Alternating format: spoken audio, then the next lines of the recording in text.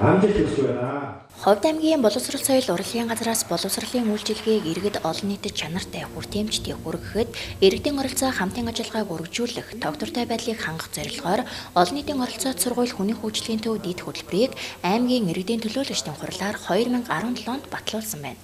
Энэхүү хөтөлбөрийн хүрээнд багш сурагчид, эцэг эхчүүд олон нийтийн оролцоог сайжруулах чиглэлээр нэлээдгүй ажил төлөвлөн хийж хэрэгжүүлж байгаагийн нэг нь Монголын багш нарын 52 дахь өдрийн хүрээнд зохион байгуулж байгаа хүүхдийн хөгжил олон нийтийн оролцоо аймгийн анх дугаар зөвлөгөө юм а. Тус зөвлөгөөнийг Монголын багш нарын 52 дахь өдөр буюу 10 дугаар сарын 4-ний өдөр зохион байгууллаа.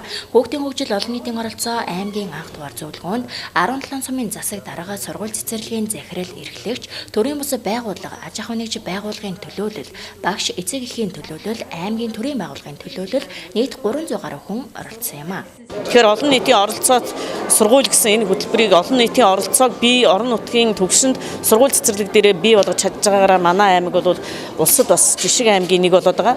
Тэгэхээр энэ хүрээнд Ховд аймгийн туршлагыг олон нийтийн оролцоогоос боловсролын салбартаа төлхөө оруулж ирж байгаа энэ үйл ажиллагааг бол бүх одоо 21 аймагта туршлагын түгээн дэлгэрүүлсэн ийм үйл ажиллагааг нодон бид нар хийгээд ирсэн байж байгаа. Тэгэхээр одоо өнөөдрийн төвшөнд энэ үйл ажиллагаа илүү чанартай, илүү үр дүнтэй, илүү одоо боломжийг бий болгосон, харилцан туршлагаа судалсан ийм нөхцөлийг бүрдүүлэхийн тулд энэ удаагийн маань зөвлөгөөний үйл ажиллагаа зохион байгуулагдаж байгаа маа. Тэгээд цаашдаа энэ үйл ажиллагааны хүрээнд бидэнд бас хамтарч хийх туршлагаа солилцох, дахиад илүү одоо олон улсын байгууллага хамтын ажиллагаагаа сайжруулах, олон улсын байгууллагын үйл ажиллагааг татаа оролцуулах ийм ажлуудын хүрээнд энэ ажил маань явагдана. Ховд аймаг нь Монгол улсын 21 аймагаас анхлан олон нийтийн оролцоод сургууль хүний хөгжлийн төв дэд хөтөлбөрийг аймгийн иргэдийн төлөөлөгчдийн хурлаараа батлуулан аймгийн хэмжээний ерөнхий боловсролын 26 сургуулийг олон нийтийн оролцоод сургуулийн өмнөх байгууллагын 32 цэцэрлэгийг олон нийтийн оролцоо цэцэрлэг болгож сайн туршлагыг нэвтрүүлэн ажиллаж байна. Ингэснээр олон нийтийн оролцоо эцэг эхчүүдийн дэмжлэгтэйгээр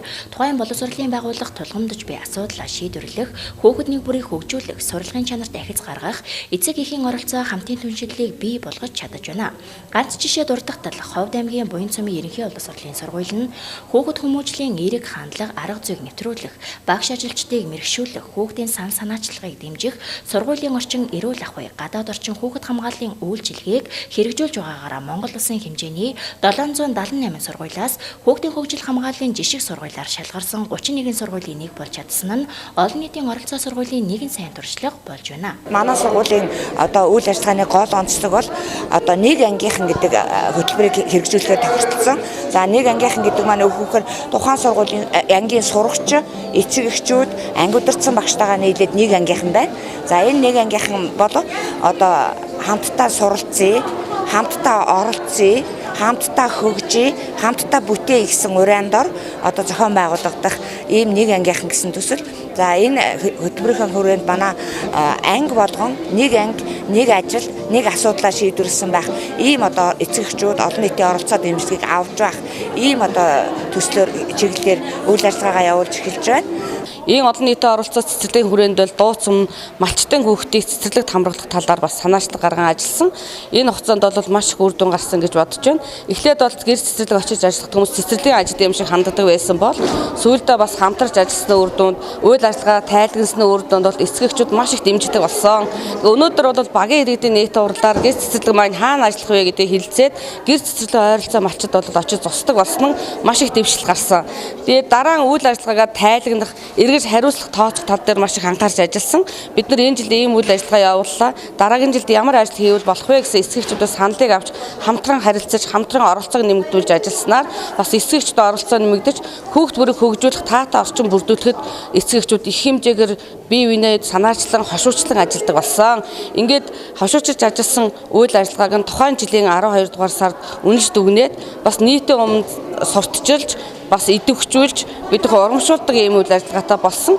Тэгснээр өнөөдрийн хувьд бол дууц цомын хүүхдийн цэцэрлэг хүүхдийнхээ 2-5 насны хамрах тойргийн хүүхдийнхээ 89.5% сургуулийн өмнөх боловсрол хамруулж байна. Эцэг эхийн оролцоог нэмэгдүүлэхийн тулд бид одоо эцэг эхчүүдэд идэвхжүүлж сургалтын хэрэглэгдэхүүнийг одоо гарын доорх материал ашиглаж хүүхдүүдийн сургалтын хэрэглэгдэхүүнийг нэмэгдүүлж ажиллаа. Мөн одоо цэцэрлэгийн гадна талбайн тогтчлолтод бүлэг болгон анхаарч эцэг эхчүүдэд оролцуулж тэрнийг одоо ногоон байгууламж олоход нь бас төлхөө анхаарч ажилласан юм аа. Бид нар одоо багш ажилчдын эрүүл мэндэд төдий олгон сайн анхаарч чаддгүй байсан. Одоо энэ ажлынхаа хүрээнд багш ажилчдынхаа өрсөн сэргийлэх үйлчилгээг зохион байгуулж өвчнөө одоо эрт одоо илрүүлгийг хийж тэдэнд одоо зохих үйлчилгээ бас одоо цалинтай чөлөө олгох ч гэдэг юм уу те. Иймэрхүү одоо үйлчилгээнүүдийг үзүүлснээр багш ажилчид маань эрүүлж одоо өвчнөө урьдчилан мэдэх гэсэн ийм сайхан эерэг үзүүлэлтүүд гарч байгаа нь бас талархалтай ажлуудын нэг болж байна. Энэхүү зөвлөгөөний явцад олон нийтийн оролцоод сургууль хүний хөгжлийн төв дэд хөтөлбөрийн хэрэгжилт үр дүн, олон нийтийн оролцоод сургуулийн нийгмийн үүрэг цэцэрлэгийн үйл ажиллагаанд олон нийтийн оролцоог өргөжүүлэх нь боловсролын үйлчилгээнд орон нутгийн төрийн байгууллагын оролцоог нэмэгдүүлэхийн аж холбогдол зэргээр оролцогчдод мэдээлэл өгч ажилласан юм. Ингэснээр зөвлөгөөний үр дүнд сургуулийн хөгжил төлөвшил дэмжлэг үзүүлэх зорилгоор төрийн болон төрийн бус аж ахуйн нэгж байгууллагууд боловсролын байгууллагатай хэрхэн уялдаа холбоотойгоор хамтран ажиллах чиглэлээр нэгдсэн зөвлөмж гаргах юм.